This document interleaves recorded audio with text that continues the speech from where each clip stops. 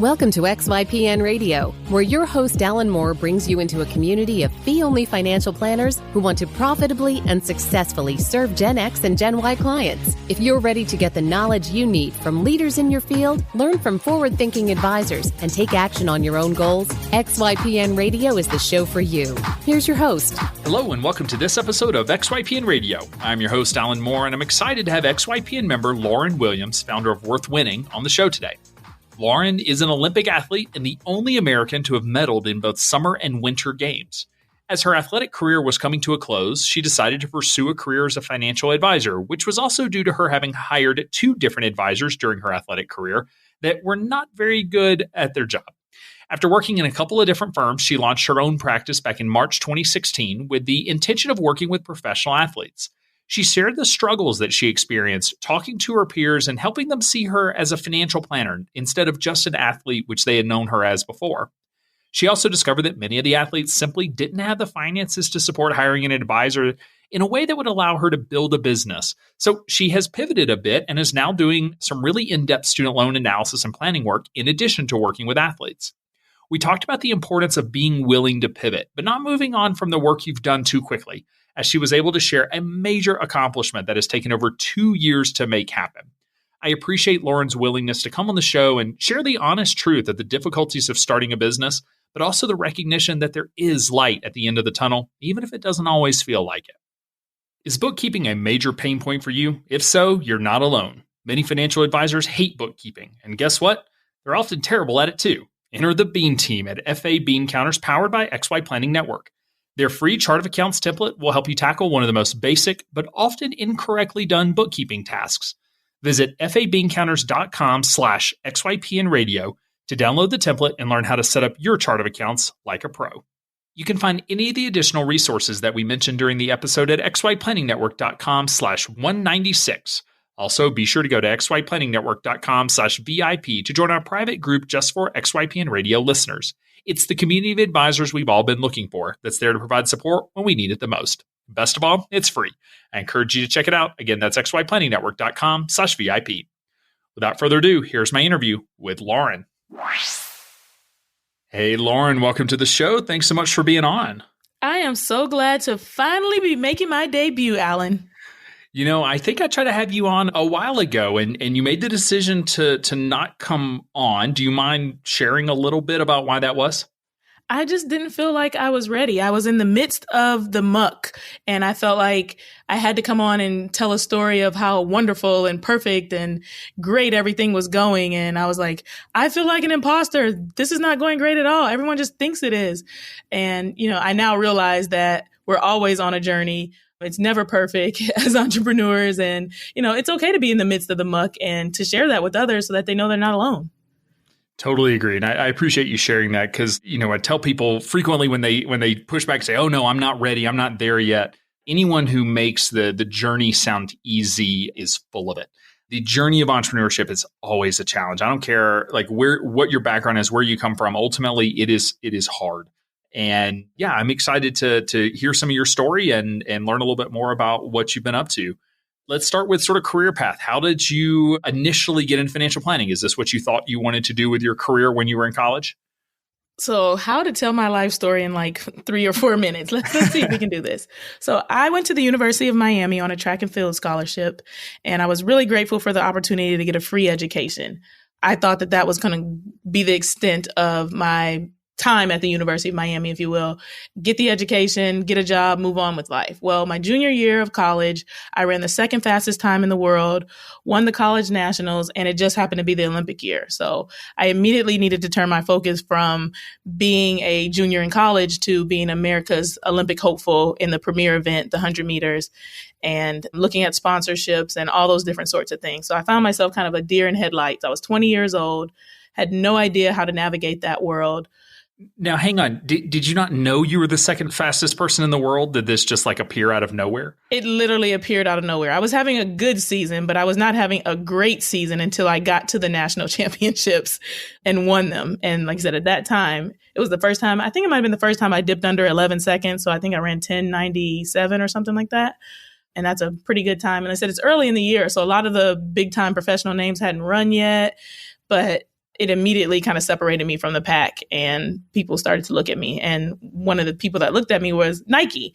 So I had an opportunity to get a sponsorship through them. And now here I am at 20 years old making $200,000 or really more. Yeah. Wow. So Nike shows up, $200,000. You didn't, I mean, it sounds like you didn't even know Olympics was even on the table for you. So this really did come out of nowhere. I feel like or you hear the stories of people that train their whole lives for the Olympics. That doesn't sound like your story. Exactly. That was not at all in my plans. Didn't grow up wanting to be an Olympian. I was, like I said, definitely very grateful for the opportunity to run track at my university. And I wanted to repay my coach by working hard.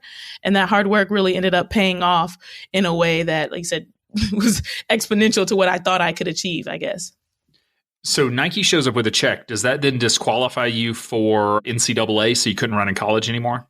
Exactly. I lost my college eligibility by making the choice to, obtain a sponsor. And one of the things that stood out to me, he said, like, how did I get to becoming a financial planner? Was like, I didn't have anyone to talk to about this. I knew it was a lot of money. I was a finance major. And so that gave me a little bit more pause because I felt like I should know what to do. But I quickly learned that just simply being a finance major and a junior in college was not enough to teach me about personal finance. And there weren't a lot of personal finances in my curriculum. Financial planning was not a major at the time I was in school. So I saw the gaps and I didn't have anyone in my family. So I have 5 sisters, 2 brothers. My dad had cancer, and so he was on disability. So there just wasn't a lot of income or a lot of people who knew a lot about what to do with an income that large. And, previously, I think I had like $1,000 a month check, as my scholarship. So I wanted to find someone to help me. So was this a one-time sponsorship deal, or was this like, all right, like this will be ongoing sponsorship to train for the Olympics and be able to compete? Yeah. So the way it works in track and field is you usually get like a 4-year contract. That's pretty typical. So it was a period of 4 years, my contract, and, had all sorts of incentives and bonuses and, ways that the earnings could go up if I continued to do well. But it was kind of like baseline around $200K. Okay. So you go looking for a financial advisor, and of course you fall into the arms of a fee-only fiduciary advisor looking to help, right? How did you know? That is not what happened at all. It's the love story that never happens, huh? Yeah, a family friend introduced me to their guy, quote unquote, and their guy was definitely a commission-based guy. I didn't know what the difference was, didn't know that there were fiduciaries or fee onlys or that he was earning a commission even. But I ended up with $1 million in life insurance at 20, single. Of course, just what you need. Just exactly what I needed. A SEP IRA and then a brokerage account as well. And not much beyond that. So I had questions about can I move out from living with my college roommate? Is that okay? And if I can, do I get like a more expensive apartment or can I buy a house? A lot of, people around me were saying, go ahead, get a house and you can afford a house that's up to 3 times as much as you earn. And, you're getting this stuff from the kind of peanut gallery, but I felt like I should be able to count on my advisor for information on that. And I couldn't. And the more questions I asked that were kind of like basic and fundamental and little answers that I get, I started to realize like something's not quite right here. Like why is it only about, my investments and me putting money away? And, I don't really understand what I'm saving for. I didn't have a plan. And I wanted those things. Even at 20 years old, I didn't know that financial planning was a thing, but I knew I wanted to have like a strategy. So do you go out and find another advisor then? I did. So in 2007, actually, this advisor called me and said, hey, I just wanted to let you know we lost some money. This sometimes happens. And I just like to call my clients and let them know. And he didn't really describe to me why we lost money, the circumstances under which, and, like I said, 2007 is not even 2008 yet. And I waited until I got my statement in the mail to actually find out how much money I lost, which I thought was kind of a little bit weird. And that was kind of like the drawing board for me. It was like, okay, I lost money. I don't understand why I'm losing money. He's not helping me with anything else. I'm moving on. And I reached out to someone else who was working with professional athletes. So, a bunch of friends told me about their financial advisor and ended up in his care, if you will, or lack thereof. And the only thing that was different about this was that he transferred everything to his name, didn't do any trading. So 2008 came and went, and Bear Stearns was still like a line item in my portfolio well after the 2008 crash. Yeah. So that gives you an idea for what he did. But that company, the overall company ended up closing down. And it was because they invested a bunch of NFL players' money in a casino that never opened. Yeah. So those are my people. I did a really good job of picking advisors. But it's the reality of how this is the experience from a consumer perspective and going out and finding advisors. And we want to believe it's really easy. Just go type in how to find a good financial advisor and people will come knocking. And every now and then it works out that way. But, even someone who very intelligent, you have the money to be able to afford a financial advisor and in a good position to be able to make some really good decisions, can't even find an advisor. So were you able then to find the right advisor the third go around? The third go around, I said enough is enough, and I became a financial planner. So I love it. The story there is it's now 2012. Like I said, the poop is kind of hitting the fan for that company, and I'm figuring out how to bail out. And I had a lot of questions, like you said, once again, with that advisor and asking like, what could I do? How could I make my money grow? What are the NFL players doing? Because I knew I wasn't earning at the level that they were, but I was just trying to get in and better understand. The advisor himself had a set of group homes that he was invested in. And I was like, well, can I learn more about that? Can you teach me? And he's like, oh, you don't want anything to do with that. But I'm watching him live a pretty lavish life. And I'm like, well, why can't, if this is a good investment for you, then why isn't it a good investment for me? And I never got any real answers. But I started to just educate myself during the time that I was working with him and, start reading books and those sorts of things. But literally a Google search is what led me to the certified financial planning coursework. I was still competing as a professional athlete. And I was just kind of like fed up and figuring out like, what does life after sport have for me? I need to start preparing. I had always been a big proponent of school. So education was very important to me. And I was like, there has to be something that's going to teach me about this finance thing because these people suck at being financial people. And like I said, Google search led me there. I signed up online for a Dalton program. Like I think it was around $7,000, that thing. And I just didn't think that it was super expensive because I thought it was going to be a worthwhile investment. And off and running I was. So you said you were still competing at this point. So what year did you sign the Nike deal originally? 2004. So my career was for track and field was from 2004 to 2012. And then the plot kind of thickened and I went on to do the Winter Olympics. So so you competed in 3 Olympics then? 3 in track and field and then 1 in bobsled. All right. So let's hear about the successes of that. So how did you do those years? So in 2004, I was the silver medalist. So that was the year that I was a junior in college and second fastest time in the world. Ended up, kind of playing out in a different way for me once I got to the Olympic Games. So, the young lady who was first did not actually end up being the person that was first at the Olympic Games, but I did end up being second. So maintained my position as second fastest in the world. Very cool. And then 2008, I got 4th place. So just so everyone knows, 4th place is the worst place you can get at the Olympics. There's 8th, there's not making the final, there's all these other things that you think might be pretty bad. But it's like when you do that kind of bad, you just know like, okay, I didn't have a chance. But 4th is like the first person out of the medals. That's the first person out of the bonuses, the rollovers, the increased earnings, all sorts of different things. So 4th place is a really hard place to get at the Olympics. So you medal the first time, you come in 4th the second time. Why come back for a third shot? I think for me, like I said, I actually ended up, so in 2008, my dad passed away, and it kind of started a journey for me of who am I beyond an athlete? What am I beyond an athlete? And as I said, I didn't really ever plan on becoming an Olympian. I was having a great time doing it. I was earning great money, but I didn't feel like that was all there was to my story. And I knew that if I, fell down and broke my leg, I was going to be easily replaced. So I was always trying to figure out like, what else can I be doing? How else can I be educating myself? And when my dad passed away, it really just drove home the point of there's so much more to life than this.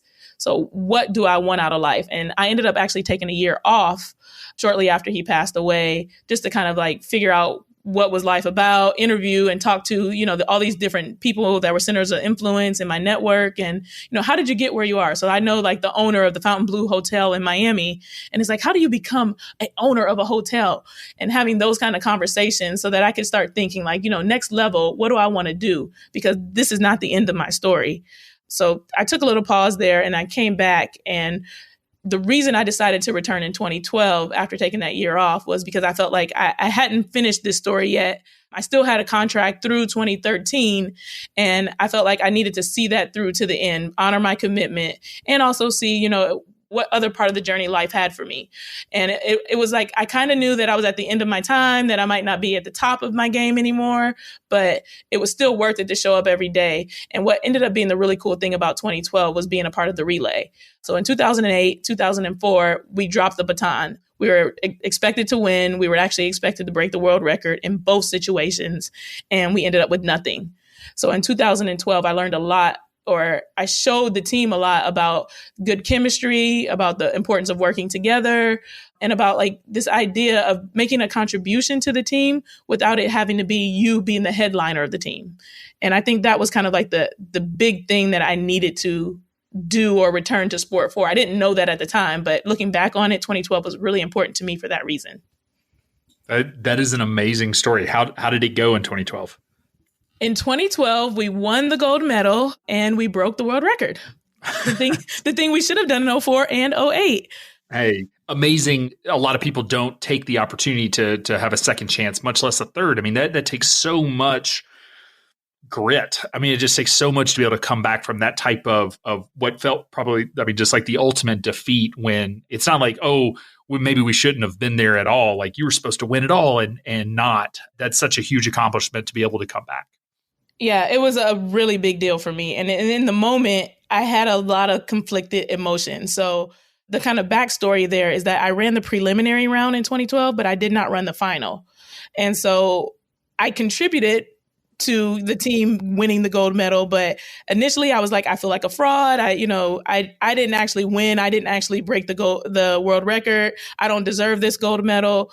But like I said, it didn't take very long for me to start reflecting on like what 04 looked like and why we failed, what 2008 looked like and why we failed. And the advice and the experience that I brought to the team that the others did not have in 2012 that brought us together so that we did not have another 2004 or 2008 debacle. And I think I was very instrumental in the role of, like I said, making us come together, creating good chemistry and being able to communicate well with everyone so that they could actually get the stick around the track in a way that was going to help us be successful. So was that the end of your Olympic journey then? I thought it was the end of my Olympic journey, but what had happened was, is a saying that we have, I met a girl in the airport. Well, I knew her. Her name was Lolo Jones. She's an Olympic hurdler. And I'd read an article about her having tried bobsled after the 2012 games. And so after reading that article and being in the airport, we were actually headed to a meet in Rome. I asked her, like, how did you find bobsled? Like, I never heard of that before. There's no NCAA bobsled. And she said, they reached out to me. They recruited me. Lauren, all you need to do is go on this website. They're looking for people. You'd be great because you're really powerful. And I was kind of like, oh, that sounds interesting. And I was thinking more like, recreational, life after sport. Like I said, this is 2013 when this is happening. So at the end of that year, I knew I was going to be done with track and field, and I wasn't quite sure what was next. So I went online, I signed up, and I showed up just in time for the USA trial. So there had been a series of other trials, and this is kind of like your last chance to make it. And at that trials, I ended up getting third after just one day of being on the ice before understanding like what bobsled was exactly. And the rest was kind of history. I was off and running for the next 6 months. That is insane. Is bobsled just that easy? Anyone can pick it up, or do you just have a gift for it? Because I mean, it's an Olympic sport. You don't think of someone just being able to show up and all of a sudden they're like in it. It is definitely not that easy. It was the hardest thing I've ever done to date in my life. This financial planning thing is running a very close second at this point, but still bobsled, very hard thing to do, and especially in 6 months. So I did have the skill set because I was a sprinter, and that's what the main thing that carried over and helped me to be able to succeed in such a short period of time.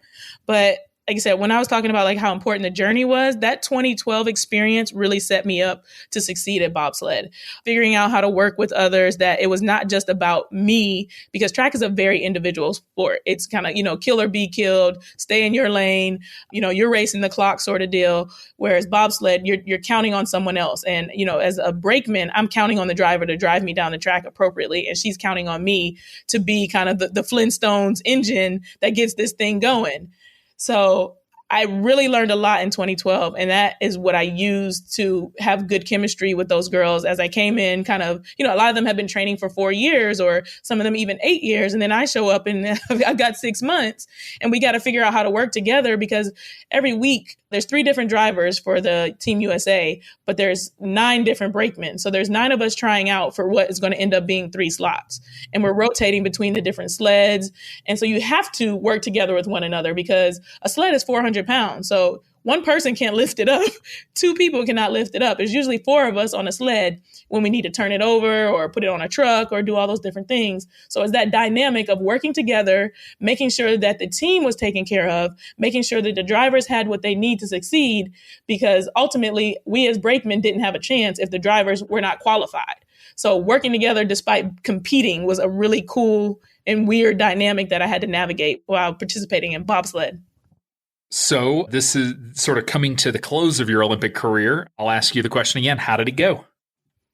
It went amazing. We got a silver medal, and I'll say it went amazing because, like I said, the journey and the experience was so wonderful.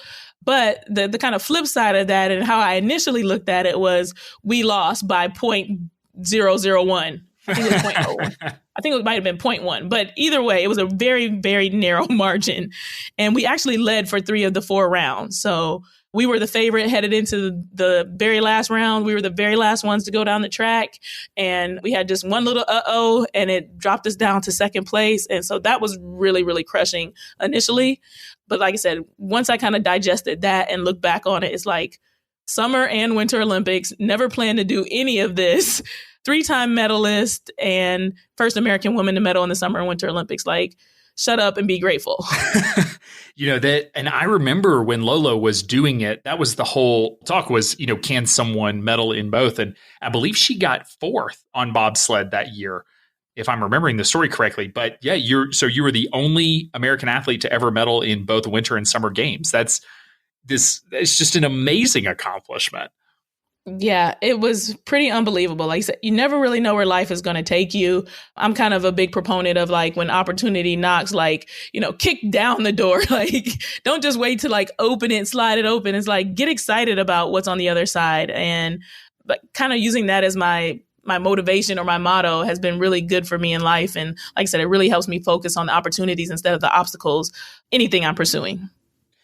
So you come to a close of what is a historic and just truly successful career as an Olympian. And again, just such an amazing story that you had no plans to be an Olympian. It wasn't, again, we hear the stories of the kids whose parents have them in, coaching have coaches for them when they're 2 years old, learning how to throw the ball or whatever. So really came out of nowhere, but had this amazing, successful career. And so what was the transition like away from being an athlete, being a professional athlete that, really your job is practice, into the workforce? And what did that transition look like for you?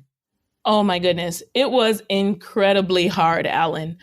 So one of the things that, is a big theme among athletes is trying to figure out who they are outside of sport and trying to work through their identity. And I had a lot of things going for me that I feel like a lot of athletes in my peer group did not have. So I had a degree, earned a master's degree while I was competing as well, and had already earned an MBA, had a real estate license. And at this point, I had already started my CFP coursework. So I got an education. I had done a really good job of having a great network in place. And I told you I took a year off actually to really like build the relationships of the network. So that was something else that kind of like a box I checked that a lot of people don't take advantage of. I had pretty good savings. So I just told you I had 2 crappy financial advisors, but, I didn't end up like, broke or, homeless or with the last $5 in my bank. I didn't have to go like run and work at a McDonald's. I had actually already planned to take a year off after sport, no matter when that was. So I've been saving for that as kind of my plan. And then actually had enough for probably like closer to 3 years, depending on how I lived. But I knew I'd at least take 1 year off. And that was kind of like, okay, let's figure out what you want to be able to do. Do you need to get an internship and work somewhere for free? Because the thing that was always on my mind while I was competing was, like I said, you fall down and break your leg. You have no experience. You've got this college degree, but you're going to be 30 and being treated as if a 21-year-old because you don't have work experience. So I was always trying to fill that gap with education. and try to make sure that I was somewhat prepared. So I checked a lot of the boxes that people say are important in order for you to be able to transition well, yet it was really, really hard. Transitioning from sport to life after sport is like losing a loved one. And it's something you really have to grieve, go through the process of figuring out, like you said, who you are, what you want to do. And there's just no easy way to go about that. No matter how smart you are, how much money you have in the bank, how great your network is, and, you know, your support system, et cetera. It's just a really, really hard time. And there were a lot of times that I spent like a week on the couch, just binge watching Law and Order and, you know, just thinking like, I don't know what I'm going to do with my life. And this is it. This is all she wrote for me. I might as well just give up now. And then I went through a phase of just go and be everywhere, accept every opportunity that comes your way. Because as an Olympian, there's no shortage of speaking engagements or in-kind things that you're asked to do. So like, can you come speak at this school to my kids? Can you come, you know, talk to my church, or all those different sort of things? And so I found myself flying all over the country just to be out of the house and, you know, thinking that it was going to be some opportunity to meet someone that might kind of spark something in my brain that was going to tell me like, okay, this is the next thing you're supposed to do. And it didn't happen like that either. So I was putting myself out there, but there was still some soul searching that I needed to do.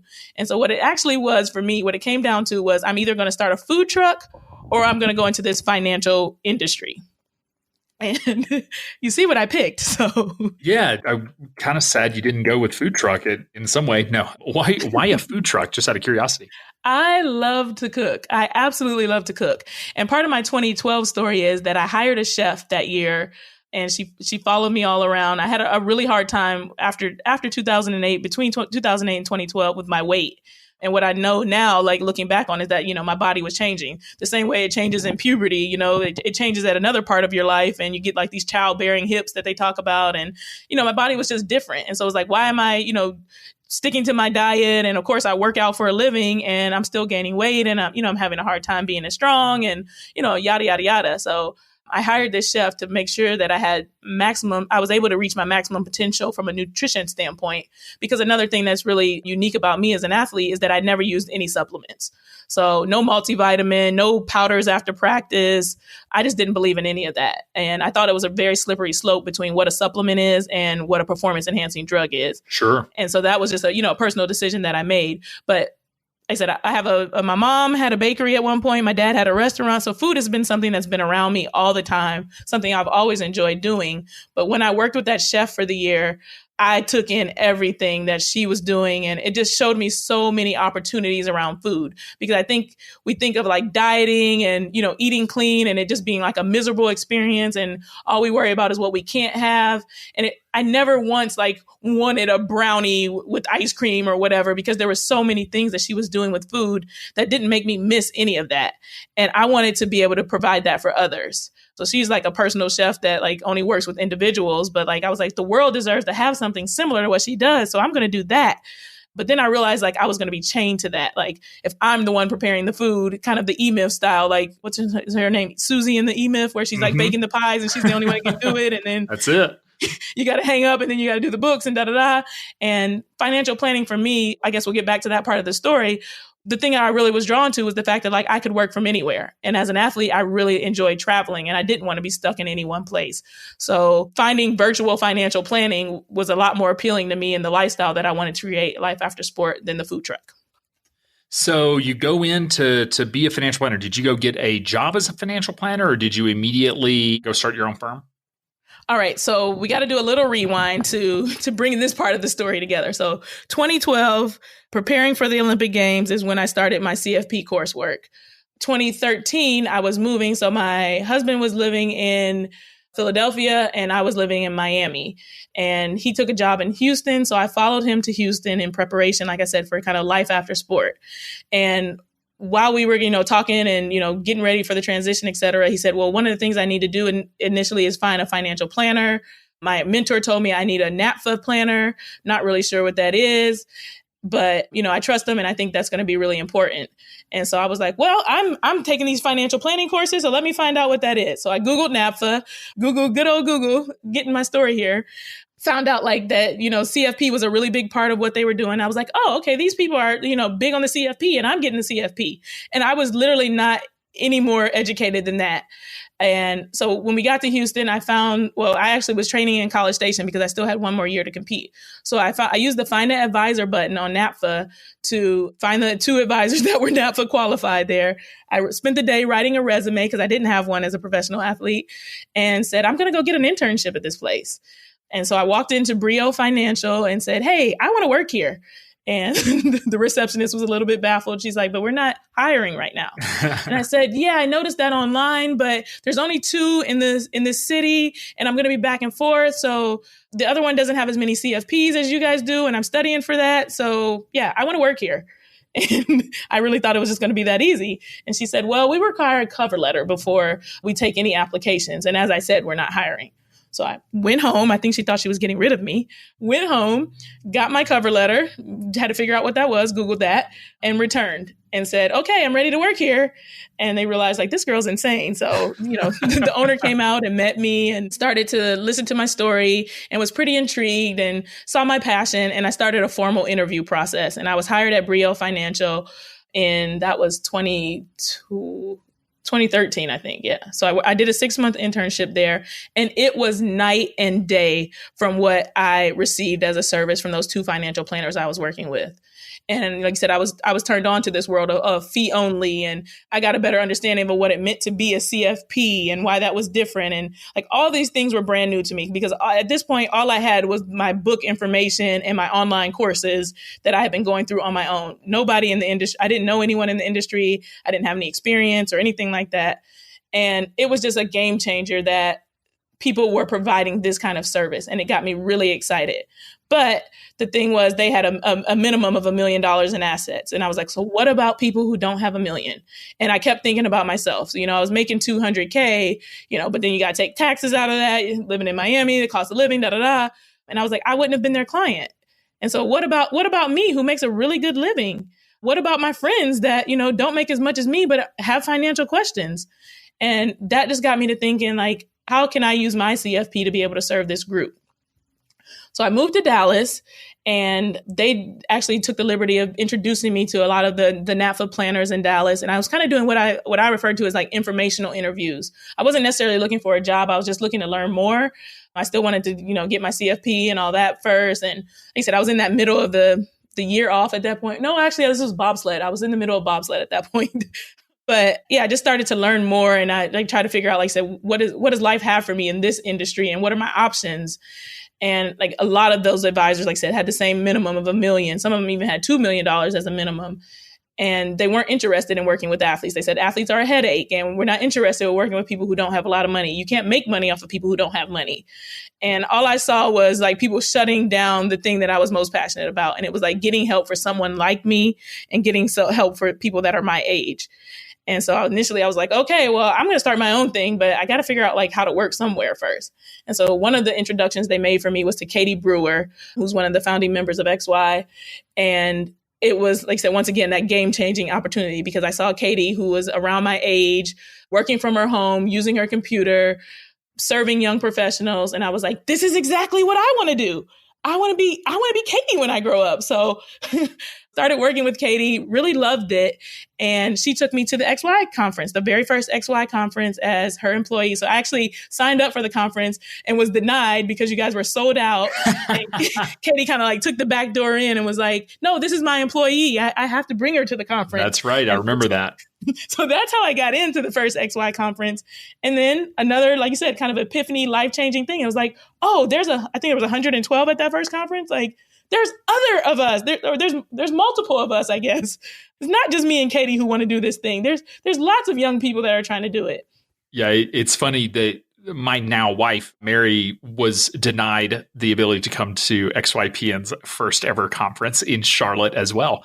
She, however, did not find a back door and continues to remind me of that from time to time, because we were sold out. The fire marshal told us we couldn't have any more people in that hotel. But I want to highlight, because you are as understated as they come when it comes to your wins.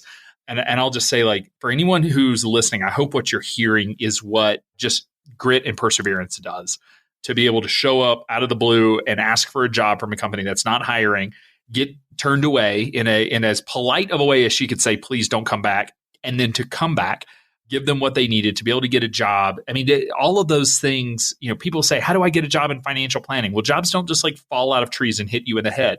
You just have to try a little or try a lot, but just try, just put yourself out there. And so I commend you for having that personality. And people ask me, what's the common theme of people that are successful and find success over their lifetime? And it really is the ability to just grind and get in there and get done what needs to get done.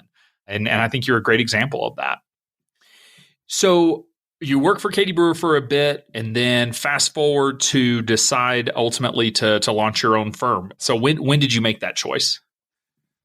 Yeah, I really think that one of the things that being an athlete did for me was teach me a lot of life skills. There's so many life skills that you learn through sport that are transferable to real resume skills. And I think that's one of the things we fail at as athletes, is feeling like because we don't have work experience, we're never going to get hired, or we don't have other experiences to draw on.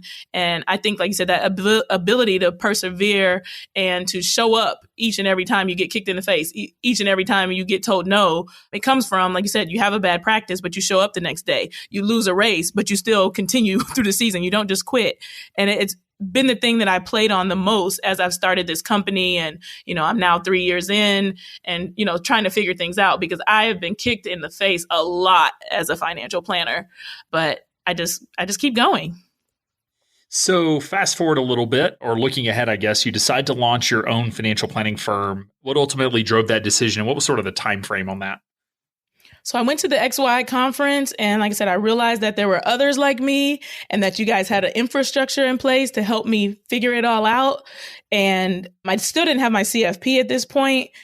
And Katie was explaining to me, she's like, why don't you get your Series 65? And I'm like, I don't want to series anything. I'm not going to be a salesperson. And so, like I said, once again, ignorant little old me was like, I just don't want to do it like those other people, but I didn't realize that the Series 65 had nothing to do with that. So I did actually end up doing the research and learning about the 65. And that was the first step in me jumping out on my own. So left the conference, I think that was September, and October took the 65, signed up with XY, started the process for getting registered, and ended up being registered in March of 2016. And launched officially because I still had some like website stuff and, other little odds and ends that were hanging out in April of 16. So coming up on 3 years then, and, of anyone coming out and starting a firm, you have experience, you had sat for and, for the CFP by that time, or you had the education for the CFP, you've got life experience, you've got everything, and you have this niche, you have this in with a target market that I could never hope to get in with, and that's athletes. So, I'm sure the expectation is like, build it and they will come. So how was that first year of running the business, and did it meet your expectations? It did not at all. I was, once again, like you get kind of hyped up by these things that people are telling you, like you have lots of followers and, far more than I have, and you have a name and you're already an athlete, so it's going to be an easy in, and all those wonderful things that people think can happen. And, there is the possibility of that. I really drew on that thinking, okay, this is going to go awesome. I'm going to win at this just like I won at the Olympics. And not at all what happened. And one of the reasons I started my firm pretty quickly in 2016 was because that was an Olympic year. And so I thought it'd be really cool to be able to draw on a kind of like, where are they now? Olympic sort of theme. And I thought that was going to get me a lot of press. It didn't. The press wanted to talk about those who were competing in the upcoming Olympics, not those who just recently retired and were doing this other thing. And then also, athletes are really busy. I think I took a little bit for granted how quickly the kind of changing of the guard happened. So it was hard for me to go to the new athletes because I hadn't run with them. There was a lot of athletes that were, my peers, and it was an easy conversation for them. But one of the things I realized quickly as well was that, like I said, they didn't do the same kind of planning that I did. So we are very susceptible to, like you said, financial scams. We lack financial literacy, a lot of us as athletes. And I was finding people in a lot worse situations than me that made a lot more money than me. And, they didn't end up being really good clients. But because I cared about them and I was eager to get started in this business, I took them on as clients. But like you said, this big pool of new athletes that have these great earnings, et cetera, and I thought would love to have another athlete to work with. they weren't just running through the door. And I did a lot more of trying to talk to them and trying to convince them. And I got really uncomfortable because, like I said, it felt very salesy. And I was like, I don't want to sell anything. It led to me like basically shutting down altogether because I didn't want to reach out to people. I didn't know how to start a conversation about why I might be a good planner for you and what a planner is. And it's a really hard conversation to have with the 20-year-old who doesn't know one way or the other. And I forgot how to put myself in the shoes of, someone led me to the person I ended up working with. And not everyone was looking for someone. They're just like, well, I have money, I have a bank account, I can spend the money. And, it's just that simple. So it was a really, really hard first year is the summary. A lot of advisors, I think, face this challenge too, where you're going back and talking to your peers who know you as someone not as a financial advisor, right? You go back and you talk to your peers and they know you as Lauren, the track athlete or the bobsled athlete. They don't know you as a financial advisor. And I think that is something that a lot of advisors deal with when they're especially career changing into financial planning. So how did you handle that part of the conversation? Was that a challenge at all? Oh, that definitely was a challenge. And, kind of the like dumb jock sort of persona as well. I remember, like I said, frequently I was going out to those different networking things and, like I said, different events, even for like being an Olympian and trying to talk about what I was doing now. And the first thing I would hear frequently is like, oh, so you're coaching. Oh, are you a personal trainer? And it was like you're always being shoved into this box of you're an athlete, you're an athlete, you're an athlete. And it's like, no, actually, I have a finance degree. I have a master's degree in business. I'm a certified financial planner and I'm running my own company. And I wasn't very confident to say that at first, but I was always thinking that. And it made me very resentful, very bitter. And it kind of created the imposter syndrome we talk so much about. How can I be anything else when this is all people see me as? Maybe I need to figure out how to unretire or, do something in the sporting world. But it was like, I really thought that this was going to be my contribution back to sport. And I thought that this would be an area I could fill a gap. And I know that these athletes don't have financial planners, but no one takes me seriously. So maybe I should just give up on this thing. So there was a lot of like negative self-talk and, just sad. I don't know if this was the right decision. In addition to that, I didn't have a lot of confidence from a financial planning aspect anyway, because I knew I was new to the industry. I knew I was a career changer. I knew that like someone like Katie, who was around the same age as me, had worked for another firm for 10 years. And, at this point, it had been like 2 or 3 for me. And so that played a lot on like my ability to even reach out to others or to try to move forward. I was doing very simple passive things every day. I was working on the business every day, but I was not doing anything that was really going to help me get clients. I was just telling myself that I was doing stuff that was like business oriented, if you will. I think I appreciate you sharing that. And I know it's not the easiest thing to talk about, but I think it's really important because this is something that many of us struggle with when we're starting a business is that it sounds to me, and having known you through that process, the imposter syndrome really hit you really hard. Like, and it had a major effect. Some people talk about like, oh, like I feel like an imposter and then they move on. But it really did take a hold for you and probably held you back in a lot of ways from finding success earlier on, just because, you were much more talented, much more knowledgeable, much better than you gave yourself credit for, but it's hard to see past that. So how did you ultimately come out of that? Like, how did you get, I don't know if to call it a funk or like get that obstacle out of your way, like get that mental hurdle out of your way to be able to start moving forward? It took time and it took a great support system. So one of the things that XY brought to me was my mastermind group.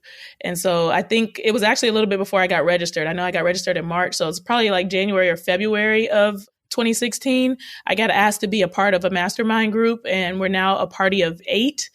And to draw on the experiences of others that were more established than me. For the first year, I called myself Rookie, and it kind of caught on, and that was my nickname.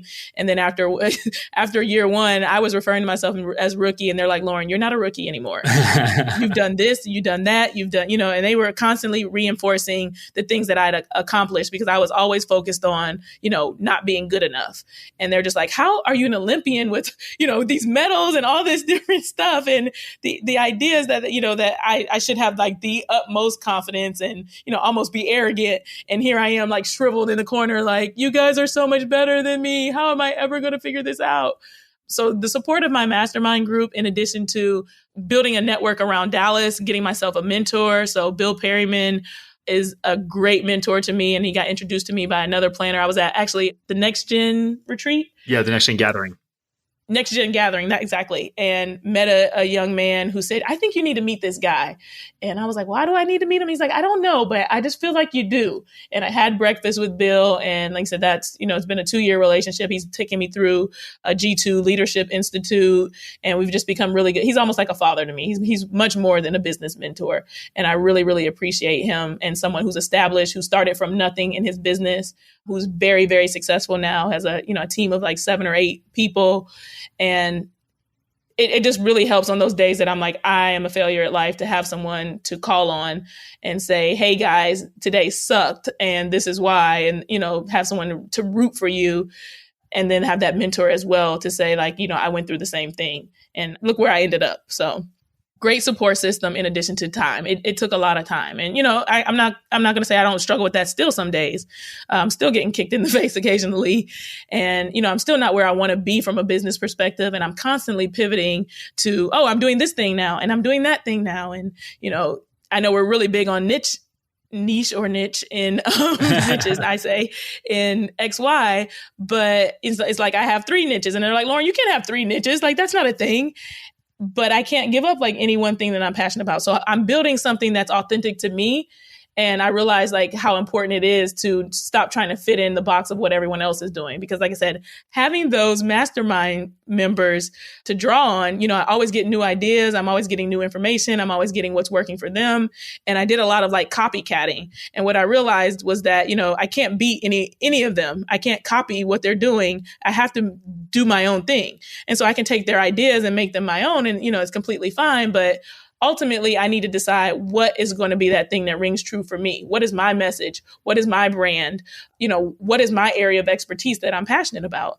And I've been doing that. And now that I'm a lot more confident in, sticking to doing that as opposed to trying to copy whatever the next successful person around me is doing, I think a lot of the things that I'm doing now are starting to pay off. Yeah, it's really easy to look at other firms and see success where behind the facade, sometimes there's not as much going on as people maybe hold themselves out to. But to your point, if you go and copy everything someone's doing, then you go and copy the next person, it just doesn't work. You end up with this just absolute mess. What you can do is take a really awesome tip or one thing from a firm to be able to bring back to your firm to improve what you're doing and make it incremental. But I think we're all guilty of looking at our peers and being like, oh, well, I'm just going to do all of these things. And it makes it not authentic. It makes it not work for you. Yeah. And it's kind of like plagiarizing. Like at the end of the day, what did you actually learn if you copied the exact thing? It pretty much always fails when you copy it exactly and it's not authentic to you. So we're very much a group that is sharing is caring. And, you can have my template and you can have my so-and-so and you're such and such. And like I said, initially it was a lot of like, well, this is perfect, so I'm just going to use it the way it is. And then I realized, like you said, it's not authentic to me. And so the reason it wasn't working for my firm and my clients was because you can't just copy someone's thing. So I think it's good to have that collaborative kind of community, but I think it's also important as a up and coming planner to realize that it doesn't do you any good to copy what someone else's thing is, not just because it's wrong, but because your thing is your thing and their thing can never be your thing. So you're just going to take a step back to try to figure out what to do instead by even wasting your time copying exactly what their thing is. So, there was definitely a time where you weren't sure if this thing was going to work. At what point do you feel like that feeling sort of faded into, it faded into maybe this thing will work? Because at first we're all excited, right? And then we go through what everyone knows as the oh crap phase. What did I do? And we all hit it. And how long we stay in that differs depending on the advisor. But when did you feel like you started coming out of the, oh my God, what did I do phase? Honestly, I think it's around right now. Still coming out of it. I love it. It might be today, right? I think, like you said, every year at the end of the year, we do goals. And so at the end of year one, 2016, with the mastermind group, everybody had like this list of goals. And because they were a little bit more advanced than me, they could really map those things out. I couldn't even see into the future of year 2 initially in year 1. And it was like year 2, start a podcast. That's all I wrote. I didn't have any revenue goals. I didn't have any income goals. And, I didn't accomplish a lot in year 2 because I as an athlete, I'm very much a proponent of making goals and setting action items to those goals and, kind of creating those bite-sized things. But I just couldn't figure out how to do it as a planner. And so I did get the podcast going, the one thing that I wrote down, but I didn't accomplish much else besides that. And I realized the importance of really trying to sit down and decide what it was that I wanted to do for year 3. And I did. I spent a lot more time on my goals and the action items to achieve those goals. And, though I didn't get to everything I wanted to, I now had a roadmap in place to be able to go after those goals. And that's worked a lot better for me in trying to figure out like what it is that I want to do and how to best shape that. And I'll be honest, like I said, I have a bunch of niches. So I still work with professional athletes. I just got my first deal after 2 years of building a relationship with the United States Olympic Committee. We're piloting a program. And so that's been 2 years of having to wait for the ROI of an investment that I was making. And those things kind of give you okay, this is all worth it. The things that I was doing back in the day were important and they are important and, they will pay off at some point. So you get those little kind of shoves in the right direction to keep you going is one of the things that's really important. But also, like I said, just continuing to look at what else can I do? So one of the things that I did was I took Heather Jarvis's course, I think maybe year 2 of the XY conference and loved it. And a lot of my clients were coming to me and they had student loan issues and I had no idea what to do. I had no idea how to navigate that. And so it was I have this information, but I still don't have enough expertise. So this is yet another instance of where I just showed up and said, hey, I want to do this thing. So I reached out to Heather and said, hey, I'd love to shadow you, intern for you, work for you in any way that I can. And she's like, well, I don't really have any money to to throw toward an intern or, I can't really, you're a CFP. I need to pay you. And I'm like, no, I just want to learn from you. And she was like, okay, I'm down if you're down. And I latched on to that. And it opened a door for me to be able for someone else to see my interest in student loan planning. And I was doing a podcast with this gentleman, Travis Hornsby, who said, I did my research on you. I was just interviewing for a podcast because, I thought his story was interesting. But afterward, he said, I know you've done a lot of research into student loans. I'd love to bring you on my team. And, I'm looking for someone because I'm having more volume than I can handle right now. Would you like to come on? And that has been a game changer for the level of expertise that I have in this student loan area. And so it's yeah, I do have 2 niches. They're athletes and they're student loans. And most athletes don't have student loans. So how do you have 2 niches, Lauren? How is this a thing? But it's been a great driver of business for me with other planners who have clients that have student loans and they're not sure how to navigate them, being able to talk to other planners about it, opening the door for me to be able to talk about other aspects of my business, because a lot of my planning is very fundamentals based or very coaching based, if you will. And so I do kind of a budgeting package that has been very good for some clients, So a lot of planners will find someone that's not a good prospect for them, but they'll remember that, oh, Lauren does, cash flow management and, really takes a deep dive into people's budget. I'll send them to her. And I think as CFPs, we really have a hard time of figuring out what do we do with a prospect that's quote unquote not qualified. They don't meet your criteria because they don't have enough income. They don't have this, or, they're just not quite ready for planning yet. And the thing I'd really like to be in the industry is that kind of CFP that has an emphasis on coaching, because I think coaching is really important, but we're always hesitant to send to someone who doesn't have any licenses. And, sometimes it's a very clear, we need to send this person to a nonprofit organization because they can't pay. But what about someone who can afford to pay, who has that, 6-figure income and living paycheck to paycheck, or even a little bit less? So I've helped people with as little as $40,000 a year coming in, really nail down their cash flow, figure out a plan to be able to save and feel really good about moving forward. And it's a short-term thing so that they can go off on their own, once it's done. But I love diving into those weeds with them and spending time with them, whereas other planners are it's not the most cost-efficient use of my time. So what I've done now is, I said, yet another pivot is figure out, I can't serve hundreds of those clients and it be affordable.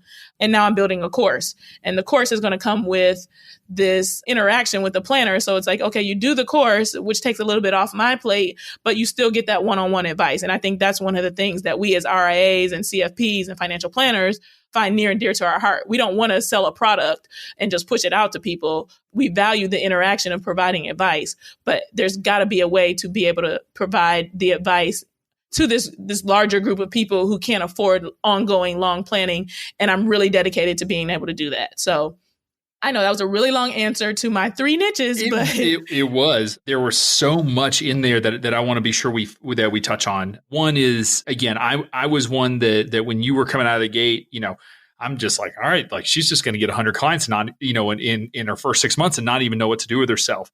And these things take more time than we give them credit for. I mean, you are the most well-positioned financial planner to get this program off the ground with the Olympic Committee. And it took 2 years. I could probably spend the rest of my career trying to get in there and would not be able to. So, but it still takes 2 years. Time is the one thing we just can't speed up. We can't, as our development team likes to say at AdvicePay, 9 women can't make 1 baby in 1 month. Right? It just doesn't work. I like that one. Yeah, and it's a good reminder because people think like, oh, just throw people at a problem or just try harder and it'll work. And it takes 9 months to make a baby. You can make 9 women can make 9 babies in 9 months, but you can't speed up the timeline.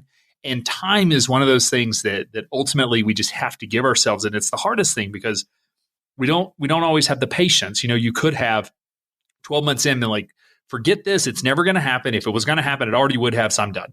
And to be able to stick with it and keep at it. And who knows, but like that, you are going to change so many people's lives through that work. And this could completely change the direction of your business and take you back towards, only serving professional athletes. Who knows?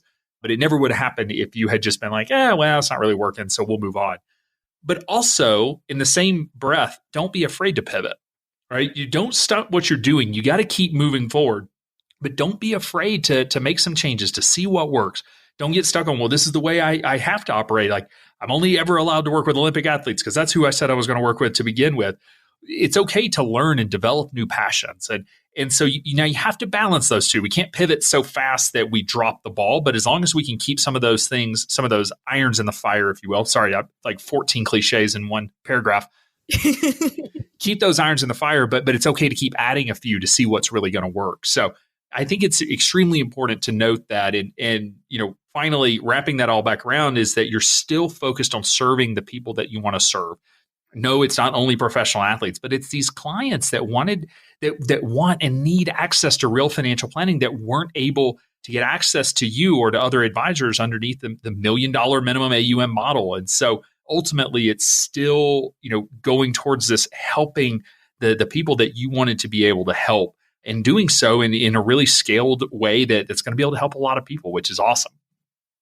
Yeah, and I'm really excited about it. So like you said, the business is not like blowing itself off the charts just yet, but like you said, even on those days I get kicked in the face, like I have so much passion around what I'm doing now, and I'm so much clearer on, yes, like you said, I have 3 things, and these things are very authentic to me, and I can't give up any just one of them, because like you said, I was that person that couldn't fit into any of the boxes and wasn't able to afford planning, quote unquote, and I came from a very low income background. And so I know what it's like to be, I said, looking for resources and looking for ways to bring yourself to the next level, but not having access to that. And so I can't give up on that.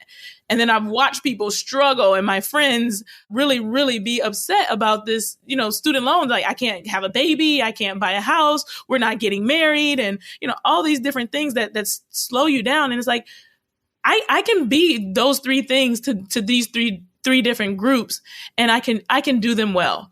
I just need to, like you said, figure out the way to make them scalable and be open to pivoting. And I think that's really important part for people to realize is that there's no one right way to do what everyone else is doing. And I don't have to fit into the box of what everyone else is doing, because you go to the conferences and they're like, oh, Lauren, the professional athlete girl. And I'm like, no, that's not me. And I don't have to be mad that they think that that's what I am. It's like, it's great, because if they ever find a professional athlete, they'll send them my way.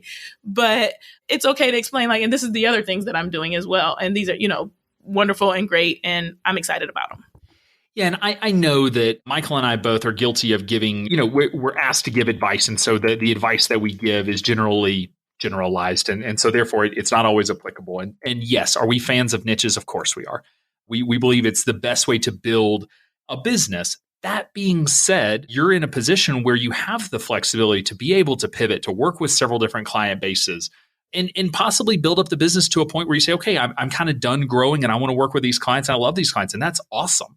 the way that you build your business is not the same way that everyone else has to build their business. And so we are certainly guilty of giving blanket advice and recommendations, and people listen to that, and it's an honor and a privilege that people do. We obviously we need to be more careful to maybe give some more caveats, because I don't want people to be afraid of pivoting and trying new things and thinking like, oh, I have 3 niches. Like that means I don't have a niche. No, most advisors just work with anyone with $1 million. Like that's where we started. But yeah, you're a lot more specific than that, and have a very high level of expertise in working with these, different markets. And, who knows, one day you may decide to focus on one. You may hire other advisors to focus on one or the other and build out the business, just depending on your goals. But that doesn't make it right or wrong. It's just, it's right if it's your right, and if it's your way. Exactly. It's really important to be your most authentic self, and that'll really burn out put some water on that imposter syndrome. Like I said, we're always going to be dealing with it, but the more you focus on being authentic and following what is your dream, the less likely you are to have that imposter syndrome creeping in on you. So you mentioned the course and that being a big focus. Is that really your big focus over the next 12 to 18 months, is getting that course built out? Or do you have some other big initiatives and projects that are on your plate? Yes, that is the biggest, is getting the course up, running, and ready to go. And not just, one course, but a course for, like I said, it's very cash flow based, but then in addition to that, one for athletes. And so I think, like you said, with the Olympic Committee opportunity that's available to me, I've got to figure out how to scale that, because like I said, we're doing a pilot program with 14 athletes, but there are thousands of Olympians and Paralympians. And I'm excited for the opportunity. I'm glad that, like you said, after this 2 years has passed, that they now see me as a CFP. I've proved myself as a professional and not just an athlete who's like doing this thing because it's cool hobby that I'm not qualified to do. But now I've got to figure out how to take it next level so that I can serve, like you said, these Olympic athletes, and I can reach that goal of having them have access to what I wanted access to when I was an Olympian. So there'll be not one, but 2 courses.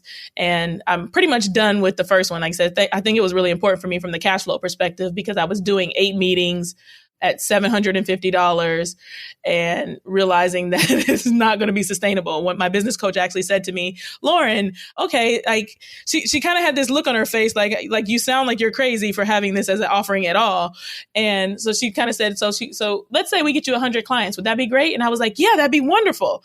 And she's like, okay, so you're going to do 8 meetings with 100 people. And I said, yeah. And she's like, so you're going to have 800 meetings. And, I'm like, oh, yeah, I don't want to have 800 meetings. 4 meetings a day, every day. Right. And you're going to make $75,000 for having 800 meetings. And I was like, okay, I don't want to do that anymore. So just having the awareness to create and realize, though I was passionate in that area, that it was never going to become a profitable thing because I wasn't going about it in the right way. I now have, like you said, one passion behind scaling it, even though creating a course is a pretty tough thing, because I'm not, by nature, a content creator. I love, like you said, working one-on-one with the client. But what I've been training myself to do is, talk to this, computer as if it is the client. And don't forget, they're going to, at the end of this, come back to you for that personalized advice. And I think that was the real game changer that got me some excitement and inspiration behind creating the course, because the course felt very inauthentic to me initially, because I was like, I don't want to be a FinCon or content creator, course seller, if you will. But it's really important, especially with the number of planners that are now referring to me for that cash flow offering, to get this in place and get this in place quickly.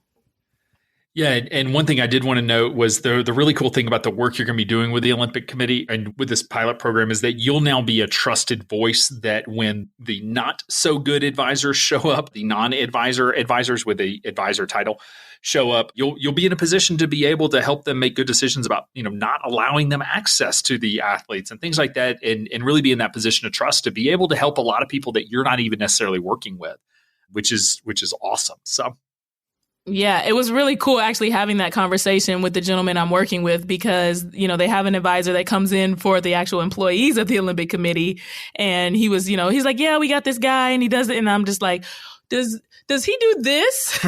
Is this part of his spiel? And he's like, yeah, how'd you know? And I'm like, yeah, he's not the same thing that I am. And let me explain to you how it's different. So who knows? Maybe there's an opportunity for me to even start working with the corporate employees of the United States Olympic Committee. All right, Lauryn, so as we're coming to a close, it has been a roller coaster of a 3-year ride. Really, I mean, your life has been a roller coaster. I guess that is life, right?